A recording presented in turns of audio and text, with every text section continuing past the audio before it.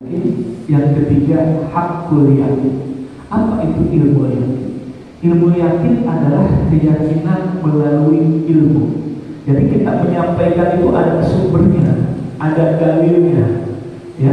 Jadi orang berbicara, seorang guru menyampaikan ilmunya, itu namanya ilmu yakin. Ada sumbernya, ada dalilnya, ada ayatnya, ya.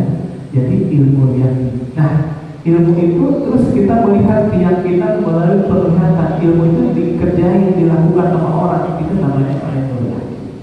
Kemudian ilmu itu kita rasain, kita amalkan, itu hakul yakin.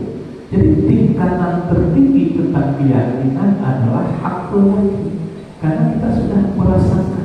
Contoh yang lainnya, contoh yang lain, misalkan kita makan jeruk, ya. Jeruk menurut dalil harusnya manis. Ya, dalilnya itu ada orang lain makan jeruk manis. Nah, kita merasakan jeruk itu manis. Nah, itu udah hakul, ini jeruk udah hakul. Contoh yang lain banyak, seperti misalkan bahwa pernikahan itu membawa ketenangan. Kita sebagai laki-laki, ya, ada ilmunya, ada dalilnya untuk mendapat ketenangan hidup adalah menikah. Ya. Nah, itu ilmu yakin. Kemudian kita melihat orang menikah, oh iya, dia tadinya enggak semangat begitu menikah, semangat. Nah, itu yakin. Nah, kita menikah, punya istri, iya, merasakan gitu ya, wanita, kita pernah pengalaman hakul yakin. Jadi kalau udah hakul yakin itu ada tingkat tertinggi, gitu. Ya, jadi makanya seperti kira-kira subuh ada dalilnya, ada ayatnya bahwa subuh ini disaksikan oleh malaikat. Ya. Ada orang pada waktu sholat subuh, ya, karena dia sholat subuh. Nah, kita sholat subuh. Nah, rasain kan kita sholat subuh? Benar. Dan sholat subuh itu sholat yang paling berat bagi orang munafik. Nah ini, nah kalau menurut Buya Hamka, kalau ketemu ingin tahu orang Islam, lihatlah pada saat Idul Fitri. Tetapi kalau kita ingin tahu, ingin lihat orang yang beriman, bertakwa, datanglah ke masjid di saat subuh. Yang menurut Buya Hamka. Jadi itu kadang-kadang kita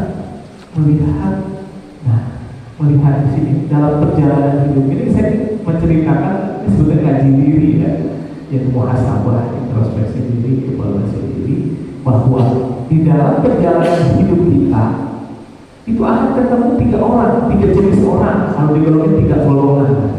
Yang pertama, kita akan ketemu dengan orang yang bertakwa. Ini saya sampaikan di sini, akan ketemu dengan yang bertakwa. Yang kedua, akan ketemu dengan orang kafir. Yang ketiga, akan ketemu dengan orang munafik. Nah, orang bertakwa, orang yang menerima kebenaran ayat-ayat Allah, orang yang menerima Al-Quran, sehingga dia mau menjalankan perintah apa yang diperintahkan oleh Allah di dalam Al-Quran dan menjauhi apa yang dilarang oleh Allah. Itu orang bertakwa. Nah, kedua orang kafir. Orang kafir itu orang yang menolak kebenaran. Gak terima itu ayat Al-Quran yang tolak, dilarang dia terjadi. Orang munafik, orang yang bersembunyi di balik kata-kata. Kata-katanya baik, tapi benar-benar baik, berjanji, tapi berdusta. Yang repot apa di dalam perjalanan hidup kita? Ketemu sama orang yang munafik. Kita bisnis nih, dagang, kan banyak-banyak kepala saya, dagang, petani, ya, guru, macam-macam profesinya, ya.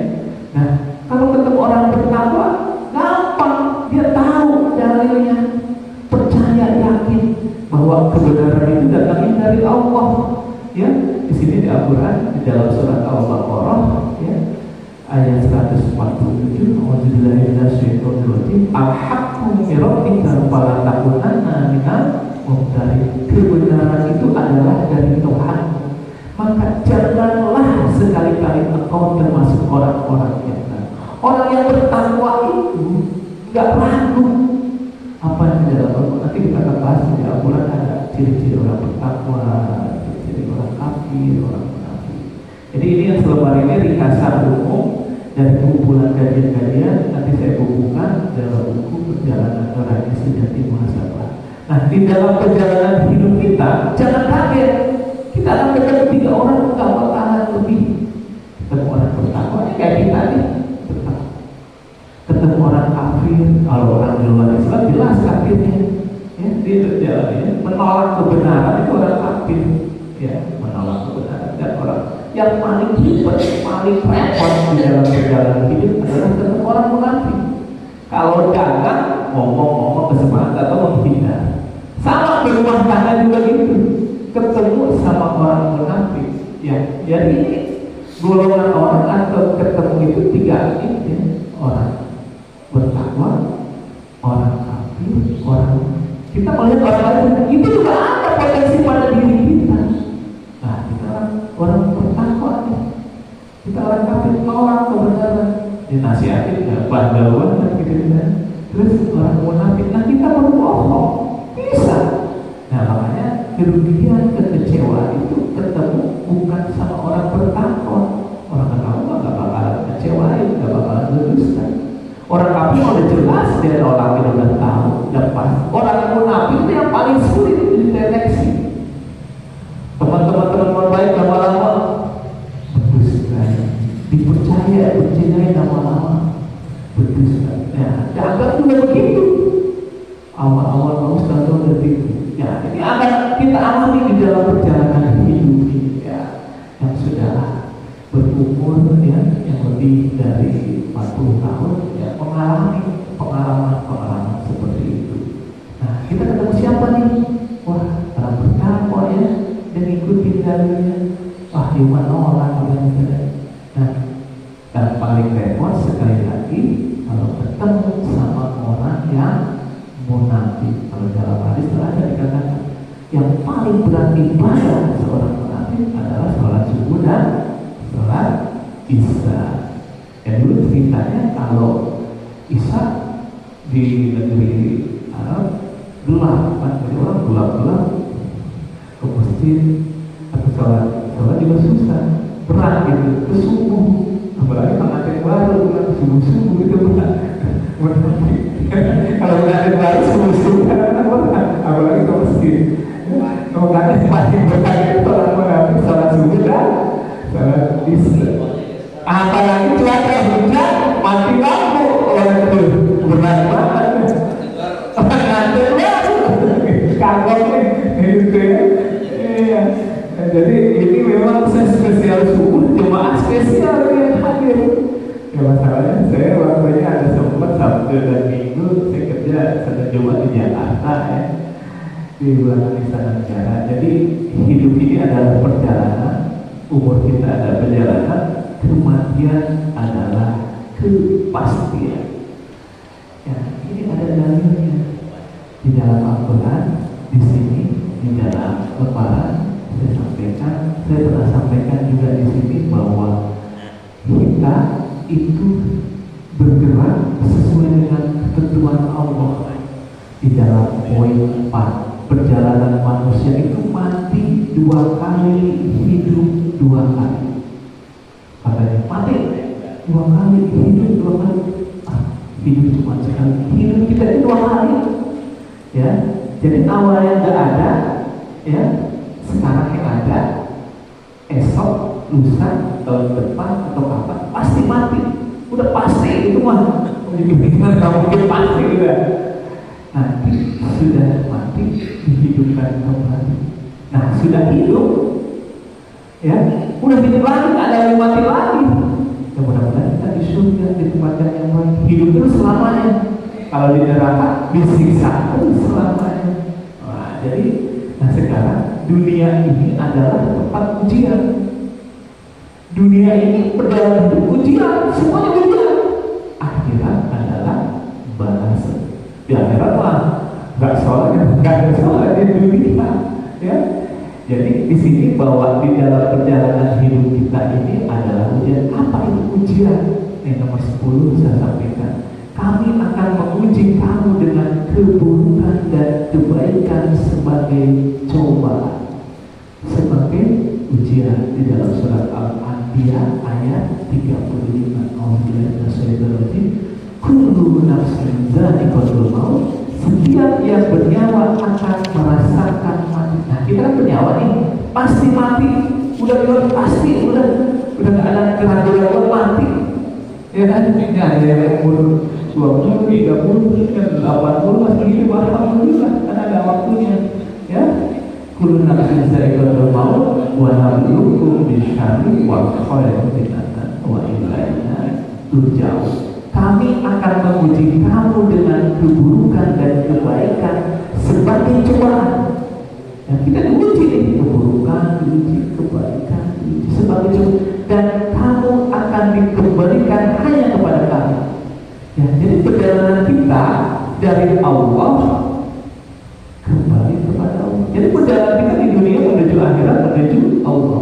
Dan kita masih sering dengar dalam surat Al-Baqarah di 156, ya, bahwa kita sering inna lillahi wa inna ilaihi raji'un. Sesungguhnya kami dari Allah dan kepadanya lah kami kembali. Nah, saya kesini sebulan sekali atau 2 bulan. Suatu saat saya kemarin nih, mana kemana nih, udah 5 bulan, udah setahun. Apa yang didengar?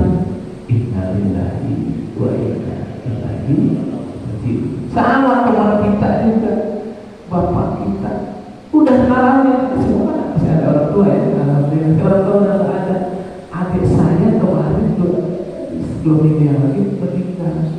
Ada yang bungsu meninggal, saya masih hidup. Berarti kematian bukan karena umur, bukan karena adik kakak, atau bukan berdasarkan ajal. Jadi sudah ditentukan waktunya. Nah, ini harus diingat selalu bahwa kita di sini adalah untuk mengumpulkan sebanyak-banyaknya kebaikan. Nah, di sini bahwa sholat adalah tiang agama dan atau tiang kehidupan. Saya lebih suka sholat itu adalah tiang kehidupan. Kemudian ibadah adalah cara mendekatkan kepada Allah. Hidup adalah kesempatan beramal. Mati adalah pintu pertemuan dengan Allah. Tauhid adalah inti semua amal. Kita berdosa, saya banyak dosa. Bapak-bapak kalau merasa banyak dosa, alhamdulillah, repotnya menjadi orang baik, nggak banyak dosa, itu paling repot. Banyak dosa, ada dosa yang tidak diampuni oleh Allah, yaitu dosa syirik, mempersekutukan Allah.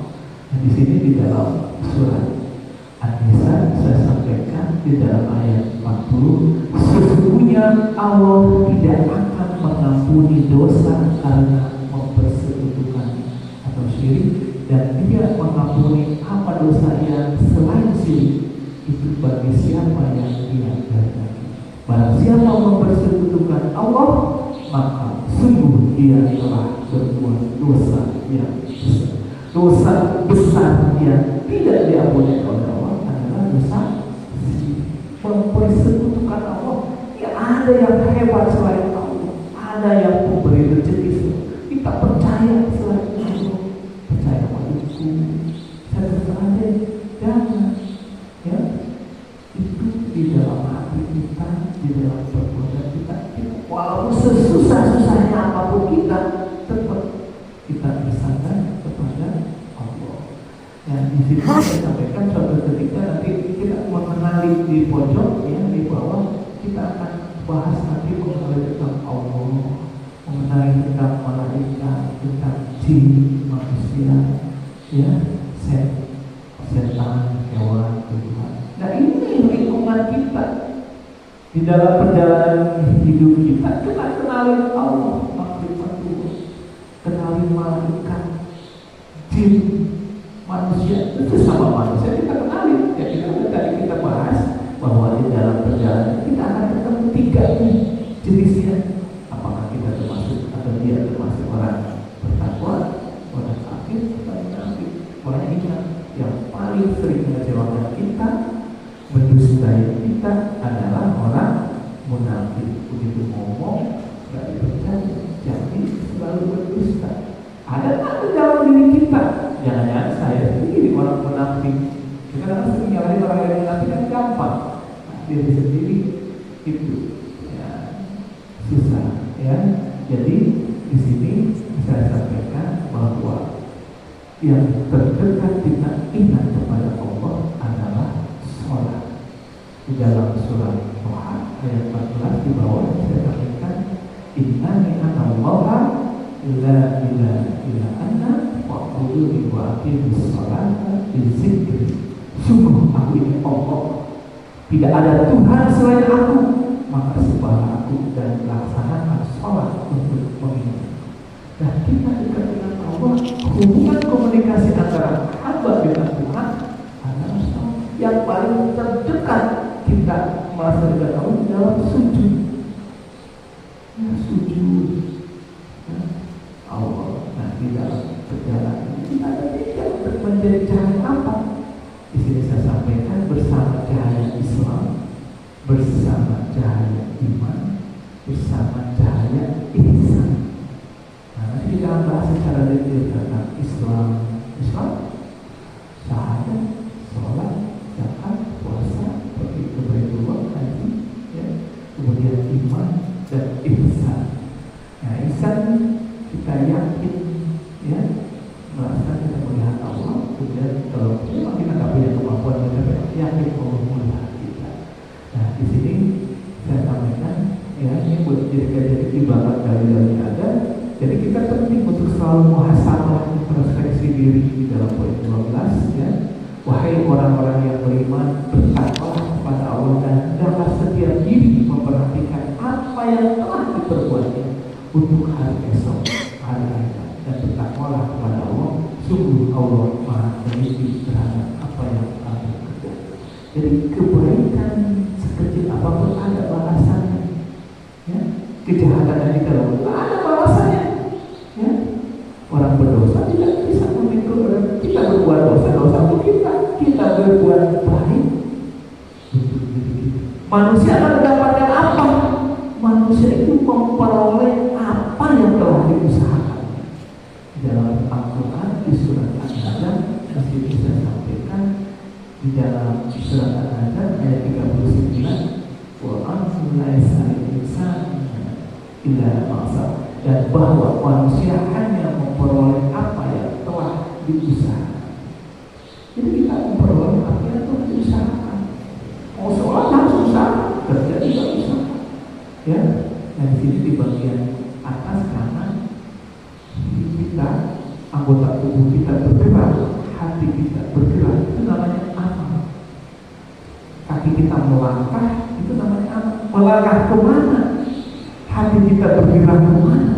Bila hati kita bergerak atau anggota tubuh kita bergerak di jalan yang diridhoi Allah, maksud diridhoi Allah ada dalilnya, ada ayatnya, Al-Quran, itu akan mendapatkan nilai pahala, nilai kebaikan. Apa itu pahala? Balasan kebaikan dari Allah, ya. Balasan itu pahala diridhoi Allah karena ada dalilnya, ada sumbernya. Bisa ke sini ada sumbernya, ada dalilnya. Suruh sholat, ya sholat. Masjid adalah rumah Allah, ya, kita bersilaturahmi. Nah, bergerak di jalan yang diridhoi Allah dalam hal itu namanya amal takwa. Tapi kalau kita bergerak dilarang oleh Allah, jelas-jelas ada jangan makan daging babi, makan juga. Jangan makan bangkai, dimakan juga, ya kan? Jangan berselingkuh juga, dilarang. Nah, itu namanya amal maksiat, tempat siksa. Jadi itu dapatnya dari apa? Dari kita usahakan. Jadi usaha ini yang mendapatkan kita dapat pahala kalau di jalan kebaikan, mendapatkan sanksi dosa kalau di jalan keburukan. Kita definisikan kebaikan apa, kebenaran apa. Kebenaran yang didatangkan dari Tuhan, dari Allah. Nah, kita tahunya sekarang Al-Quran ini firman Allah, kalam Allah yang disampaikan kepada Nabi kita, Nabi Muhammad SAW. Jadi di sini ada 114 surat, ya, 6.236 ayat, ya. Itu ini acuan kita. Sama saya juga mengacu, ya, bukan mengacu kepada perasaan atau pikiran, ada dalilnya. Ya, kalau di dalam ilmu tasawuf itu ada yang namanya syariat, tarekat, hakikat. Apa itu syariat? Untuk membaguskan tubuh kita, membaguskan anggota kita. Jalannya ada 3. Pertama taubat, kedua takwa, ketiga istiqomah. Nah, kalau tubuh kita ini bagus, apa membuat tubuh kita berkurang. Diperintahkan oleh Allah kita makan yang halal dan baik, ya, makan halal dan baik supaya tubuh kita baik, bagus, ya, yang halal gampang, ya, yang baik yang bergizi, gitu ya, yang sesuai dengan selera kita. Yang di situ perintahkan juga ada dalilnya juga di situ, ya, perintah makan yang baik, ya. Wahai manusia, makanlah dari makanan yang halal dan baik terhadap tubuh dan janganlah kamu mengikuti langkah-langkah setan. Itu makanan yang baik itu setan nggak suka godain. Ya, kira-kira makan halal nggak? Nah itu membuat tubuh kita baik, akhirnya energi kita baik. Jadi energi kita baik, tenaga kita baik, karena sumbernya baik, potensinya suka kepada kebaikan. Tapi kalau misalkan yang kita makan haram, minum-minumannya haram, pasti kelakuannya juga buruk. Nah, itu butuh tubuh, ya, syariatnya jalani yang namanya taubat. Taubat itu pengakuan kembali kepada Allah, ngaku kita banyak dosa. Jangan sampai di dalam hati kita ada seseorang yang dendam permanen. Satu orang, apalagi dua orang, atau tidak ribet hidup kita kalau banyak dendam di dalam diri kita. Satu aja kadang-kadang ribet, ya, apalagi dua, tiga. Karena kita jadi Allah. Yang kedua adalah takwa. Ketiga adalah istiqomah. Istiqomah setelah sembuh, besok setelah sembuh lagi. Istiqomah dalam ibadah. Kalau istiqomah di dalam berbuat baik, sedekah, kita memberi dengan cara yang baik. Yang istiqomah, jangan mungkin ada di Al-Quran, jangan mungkin. Kita udah beri sekarang, ikhlas, besok diukir, atau minggu besok, atau tahun, atau 5 tahun yang lalu kita ukir lagi. Nah itu berarti istiqomah. Ya, istiqomah yang terberat di dalam kita. Ya, mungkin boleh itu berat karena sering mungkin kebaikan masa lalu. Jangan. Yang kemudian hati, makanan hati apa? Ya, makanan hati itu datangnya dari pendengaran dan penglihatan. Nah, di sini saya sampaikan di nomor 3. Saat dilahirkan manusia tidak tahu apa-apa. Auzubillahi surat An-Nahl 28. Wallahu akhrajakum min butuni ummahatikum la ta'lamuna shay'an wa ja'ala lakum as-sam'a wal absara wal Wallahu akhrajakum, dan Allah mengeluarkan kamu, ya, min butuni, dari perut ibu dalam keadaan la ta'lamu, dalam keadaan tidak mengetahui sesuatu. Kita tidak tahu apa-apa saat lahir. Anak kita, cucu kita tidak tahu apa-apa. Tahu dari pendengaran dan penglihatan, itu masuk ke dalam hati. Nah, hati kita isinya itu yang didengar maupun yang dilihat. Nah, untuk membaguskan hati, ini dari guru saya, ya, dengan jalan amal tarekat. Amal tarekat itu amal untuk membaguskan kolom. Apa jalan ketiga? Yang pertama adalah ikhlas, yang kedua adalah jujur, yang ketiga adalah tumanina. Ikhlas hanya karena Allah berbuat. Jujur, ya, jujur. Supaya jujur, lagi apa adanya. Tumanina dengan mengingat Allah. Nah, kita bisa ikhlas kan sampai sekarang. Kenapa sulit? Karena tahapan syariatnya belum kita jalani. Jadi semacam anak tangga. Jadi kalau kita ikhlas, kita perbuat dulu. Namanya taubat, namanya takwa, nama istiqomah, baru bisa ikhlas. Kata bisa begitu. Nah, kamu kalau bisa ikhlas, taubat, masih ada di dalam hati seseorang, masih ada. Pikirkan dulu, maafin, udah maafin tanpa syarat. Kalau pakai syarat itu susah juga, ya. Takwa, laksana, istiqomah terus, baru bisa ikhlas. Jujur, kita sulit jujur, karena kita juga sulit ikhlas. Udah ikhlas, karena baru jujur. Kemudian tumanina di sini adalah dengan ingat Allah, hati tenang. Nah, sekarang kita nggak tenang, kamunya itu nggak tenang, ya kan? Istri sakit nggak tenang, ya. Nah, itu memang ada tahapan-tahapan kalau dari sisi tasawuf. Ya. Nah, kemudian yang ketiga adalah amalan hakikat untuk membaguskan ruh kita, jiwa kita. Ruh kita, ruh yang baik adalah ruh yang mengenal Allah. Ruh yang mengenal Allah, ya, yang kita namanya merasa diawasi oleh Allah, musyahadah, merasa melihat kebesaran Allah, dan ada yang paling penting adalah makrifat. Makrifat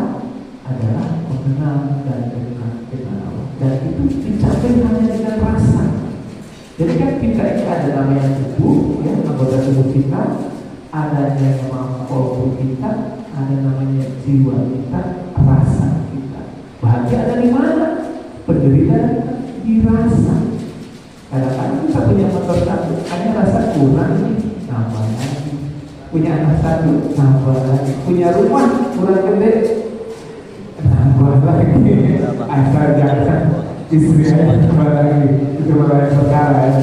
Nanti, nah ini kita penting untuk tentang rasa. Nah, jadi kita awalnya agama itu makrifatullah, kenalan kita dengan Allah. Jadi kalau kajian tasawuf itu penting bahwa kita kenali namanya amal syariat, amal tarekat, amal hakikat.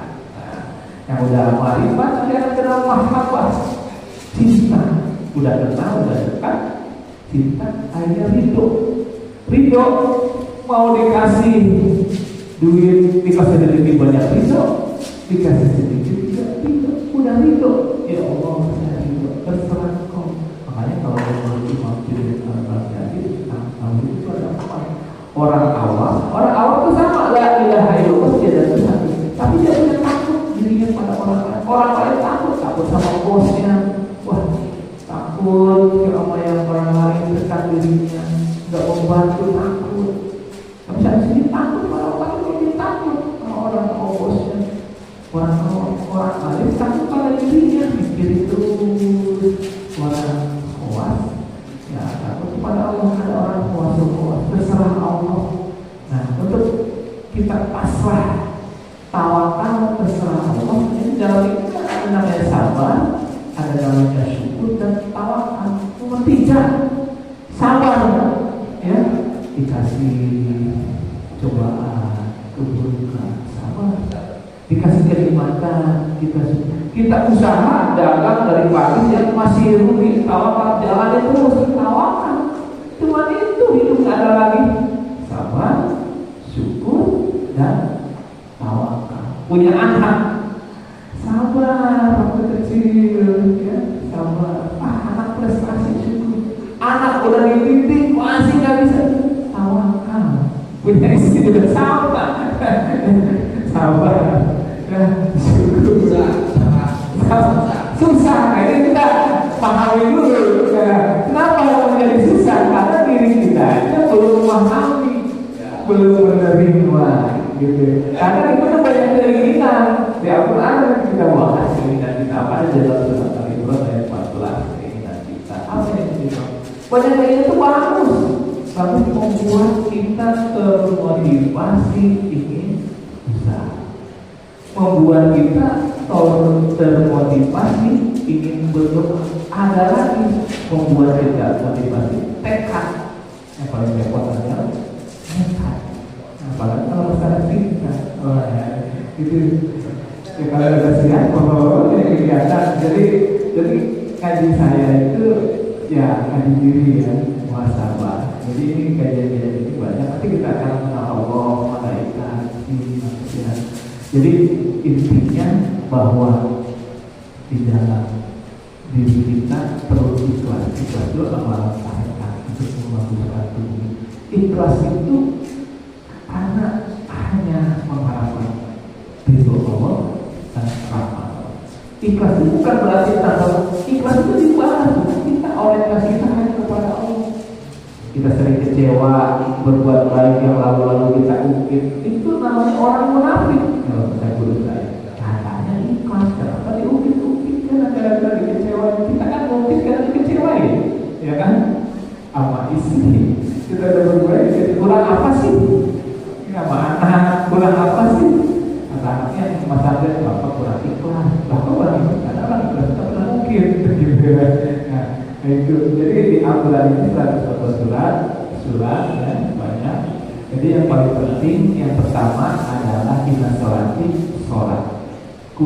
Nah, jadi sholat yang paling penting. Kalau masalah banyak, keinginan banyak, wajar. Yang penting masalah sholat jangan sampai terabaikan.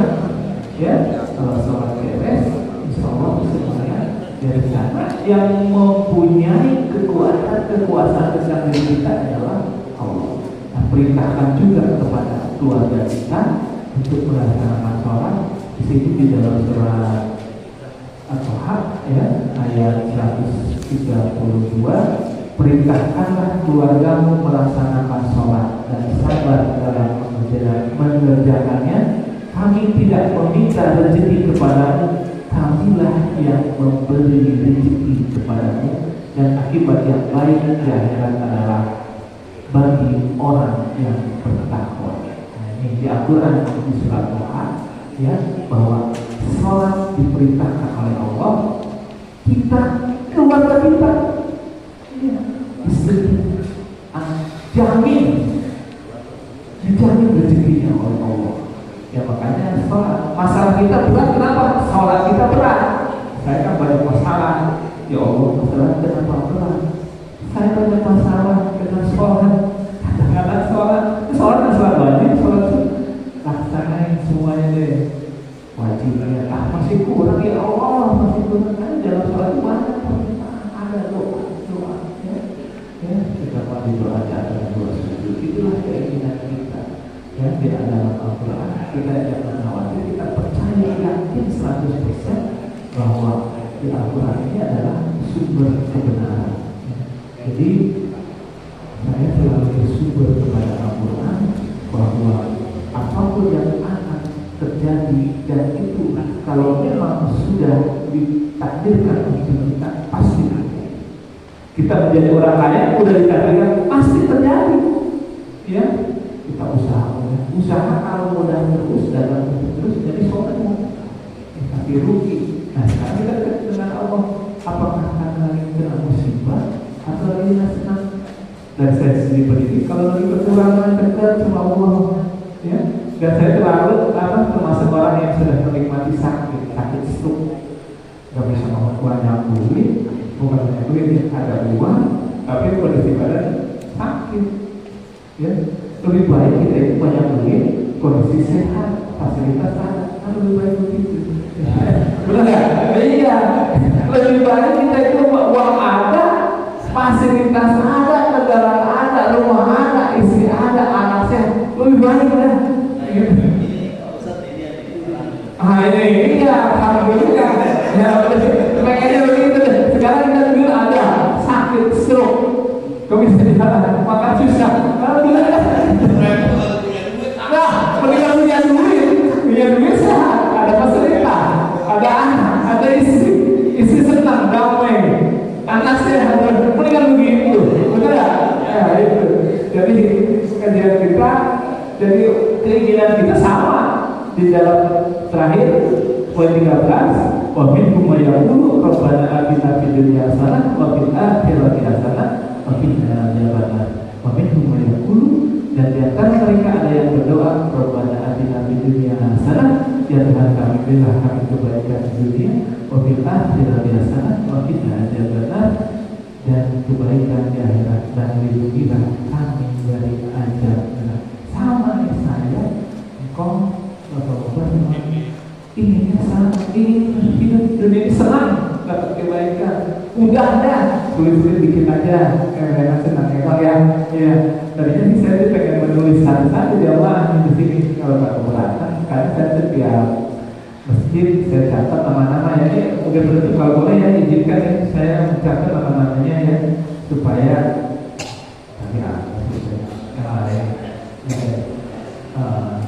nama ketua kita sendiri.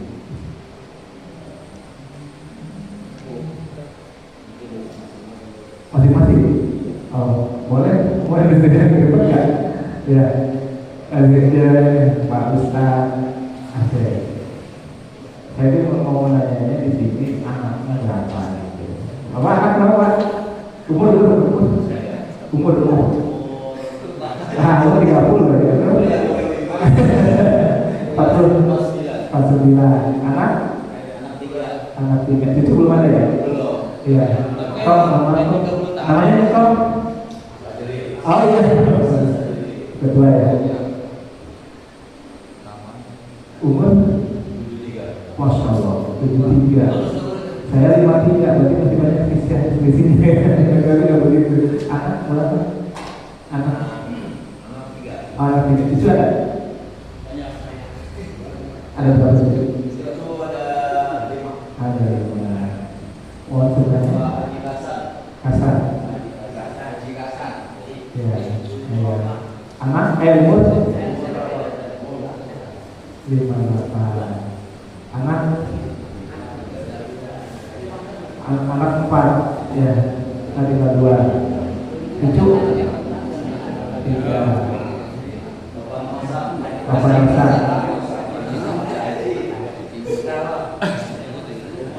Umur 60.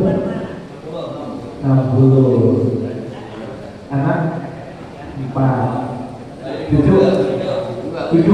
Masya Allah. Bapak Sumadi. Umur 52. Anak 3. Cucu 3. Istri 1.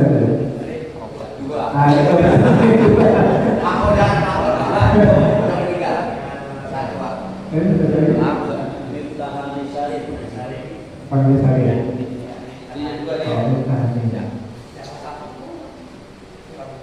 Umur 38. Istri dan anak 2. Belum cucu ya. Ahmad Salim. Umur 47. Umur ya. Potensi anak 2. Belum punya cucu berarti ya. Hasan Basri. Umur